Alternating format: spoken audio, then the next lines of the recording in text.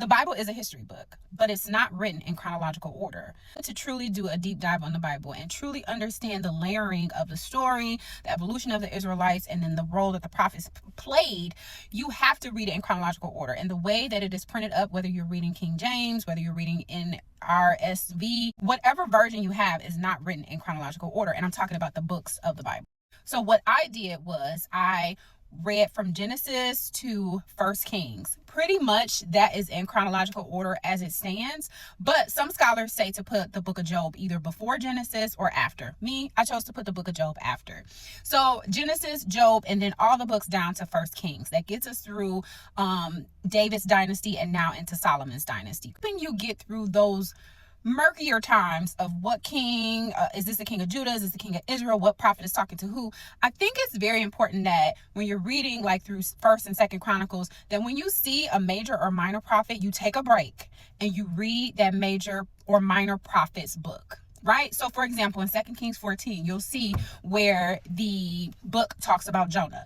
Take a break. Soon as you see Jonah, go read his book. Now, it's very important that folks don't just focus on, oh, I know the Bible stories and Jonah was in the belly of the whale. But why was he in the belly of the whale?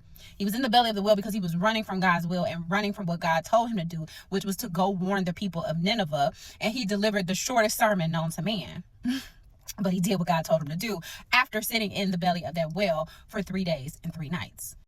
So when we talk about the major and minor prophets, again, you'll see Zechariah, you'll see Amos, you'll see Habakkuk. Anytime you see their names, go read their book, because that way you are understanding what the needs were from that prophet at that time with what king, be it the king of Israel or be it the king of Judah. It relates to the New Testament. My only advice is that you do read the Gospels and read them for what they are. Each gospel gives an account. 2 of the folks were with Christ. The other 2 were writing after the fact. So kind of remember that.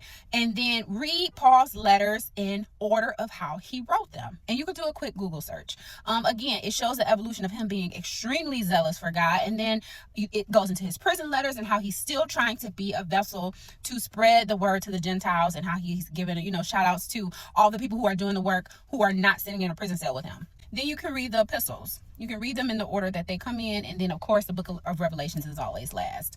I can go into the Apocrypha and where those fit in another video. Fun fact about the Apocrypha. You have the book of Daniel, right? That's in the Old Testament. But then you also have 3 additional books from the Apocrypha that fit into Daniel's narrative. You have the book of Susanna.